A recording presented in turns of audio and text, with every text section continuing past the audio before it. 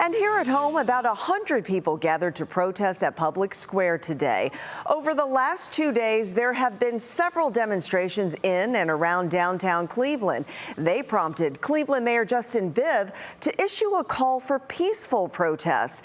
It has been more than 2 years since a downtown protest following the murder of George Floyd turned violent. Lydia Sparra is live in downtown Cleveland with how security efforts have changed since then. Lydia.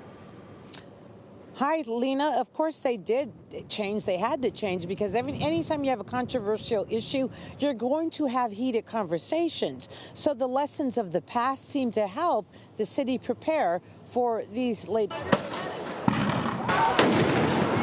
2 years ago, this is what downtown Cleveland looked like. Protesters were angry after George Floyd died while a police officer had a knee to his throat. A quiet protest turned into a riot, destroying the city.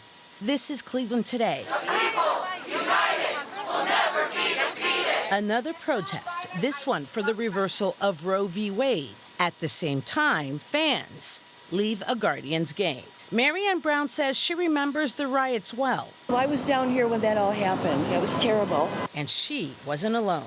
Hopefully that'll never happen again, but yeah, that was tragic. Both women live downtown and both say there were more police this time around and residents are more aware. They know what happened to our city before, and I think the people that live down here want to protect it. Cleveland Mayor Justin Bibb, in a statement, said, "I ask that you continue to protest peacefully. We cannot let actions of frustration minimize the fight for our freedoms," and adds, the Cleveland Division of Police has detailed personnel and resources to each of the demonstrations in order to ensure that participants and members of the general public remain safe.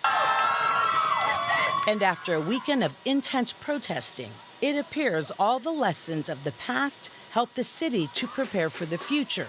And Brown says she's relieved to be walking peacefully as protesters continue their walk on the other side of town. We kind of went through a little slump, but I think it's back up on the swing now. What was interesting is the Guardians game, the protesters, everybody seemed to get along, and police say that there wasn't a lot of unruly people for the most part. They were following directions. And Lena, here's the best part. After 3 days of protests, intense protests, there were 0 arrests made here in the city of Cleveland. That's good to hear. Thanks so much, Lydia.